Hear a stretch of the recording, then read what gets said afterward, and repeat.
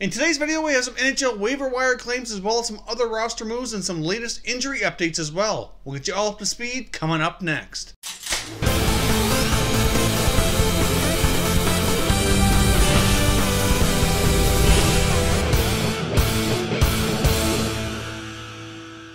Hey everyone, and welcome back to another video here at Top Shelf Hockey. If you're new to the channel, thanks for stopping by. We review and discuss all 31 NHL teams, so if you're a huge hockey fan, consider subscribing and clicking the bell so you don't miss anything. So as I mentioned off the top, today we have some roster updates including some waiver claims, new players going on waivers, as well as some call-ups and some injuries to update you as well. So let's jump right in here. Now I want to get started with the Montreal Canadiens. Now they've lost yet another player here to the waiver wire. Yesterday they placed forward Nikita Sherbak on waivers, and he was claimed today by the Los Angeles Kings. So Nikita Sherbak now goes to LA, and Montreal is down another player. Now that's a few guys they've put on waivers this year so far, and that have been claimed. Obviously they lost Jacob De La Rose earlier this season as well. For me, this is an unfortunate circumstance for the Montreal Canadiens. Yet another first-round selection gone from their team.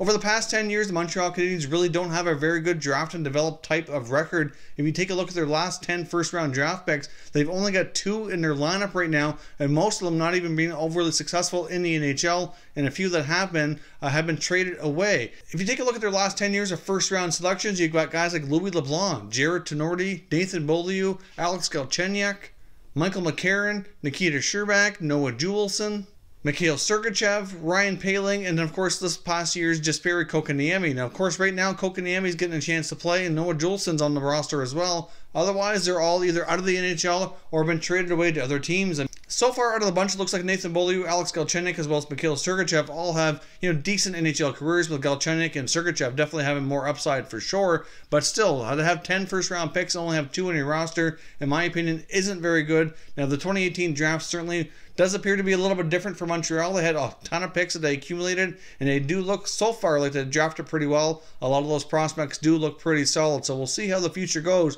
But certainly an area that the Montreal Canadiens need to focus on more is drafting and developing more within their own roster. It's certainly the way to build your team these days, and over the past decade, in my opinion, they just haven't done a great job at that. Now the other news on the waiver wire today is Vancouver Canucks placing forward Brendan Leipsic on waivers. Now he was picked up last year from the Vegas Golden Knights and finished pretty strong with Vancouver. I believe he had 9 points in the final 14 games. Looked like he might grab himself a full-time roster spot. Made the team at a training camp, but so far this year has been a little bit underwhelming, not putting up a ton of production. So they've placed him on waivers as well. So we'll find out after noon Eastern time tomorrow if Brendan Leipsic is still a member of the Vancouver Canucks or if he's been claimed. If he goes unclaimed, of course, they have the option of assigning him down to the American Hockey League affiliate. One quick signing to make note of here as well. Ottawa Senators have signed defenseman Justin Falk to a 1-year contract for the remainder of this season at $650,000. He already made his debut on Saturday when they faced Erik Karlsson and the San Jose Sharks in Erik Karlsson's return to Ottawa. He was kind of a last-minute signing. They had some different defensemen on the back end there that were kind of banged up. So they signed Falk as a free agent here, and he made his debut. Didn't look too bad, showed his physical side, got into a scrap as well. So certainly, made a pretty good first impression for the most part. It's a 2-way deal as well, so if they want to sign him down to Belleville later on, they can pay him, the AHL salary. So certainly not a bad pickup, just a depth piece, just a minor move there. But so far in one game with Ottawa, didn't look too bad, for a bottom pair defenseman. Now let's jump over here and take a look at the latest updates on some injuries. Let's get started with guys coming back off injury reserve. The Montreal Canadiens have activated forward Paul Byron, so he's back in the lineup. That's going to be a welcome return for Montreal. That speed and the penalty kill and the offense he can bring certainly provides a big help to Montreal there, so that will be good for them. Otherwise, there's a bunch of defensemen returning. Boston finally gets back defenseman Brandon Carlo. So obviously that Boston Blue Line's been beat up and battered pretty good this year, so Carlo will certainly be a welcome return for the Boston Bruins. And the Carolina Hurricanes are getting a couple defenders back off IR as well, as they've now activated Brett Pesce and Hayden Fleury. Now let's take a look at some of the latest injuries for guys going out on IR. It's been revealed that Dustin Byfuglien, after having a massive collision a few days ago, has suffered a concussion, so he will be out for an indefinite period of time. You never know with concussions how long they may take. So hopefully for Byfuglien's sake, it's not too bad. But unfortunately for right now, it's really hard to say the timetable on that.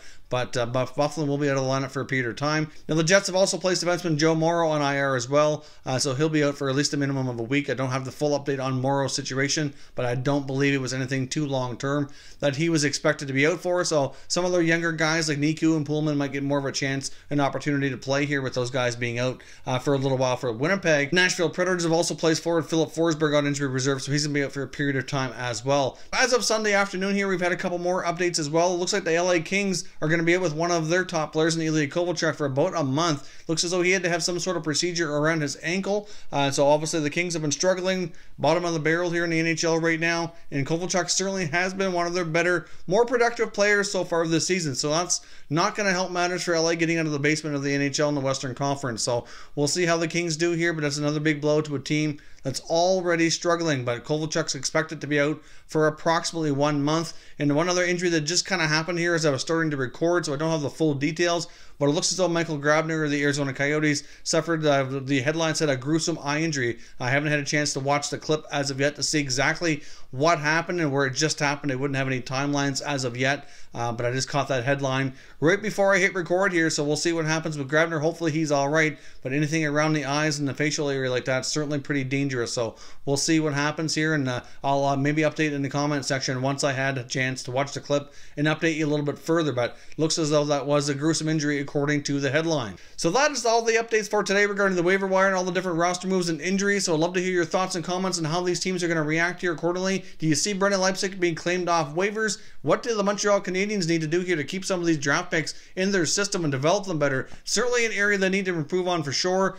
And some of these injuries could be pretty significant as well, especially Winnipeg losing Byfuglien and more of both. That's not good news, and hopefully Michael Grabner is all right. If you had a chance to watch the play, or if you were watching the game as it happened, maybe leave a comment down below and let me know so we can see what happened here with Michael Grabner. If you're new to the channel here, I hope you consider subscribing. We cover all 31 NHL teams, and there's plenty of content here for all hockey fans to enjoy. So if you're new, hit that subscribe button. If you like this video, don't forget to hit the like button as well. I'd appreciate it if you did. As always, thank you very much for watching, everybody. We will catch you next time.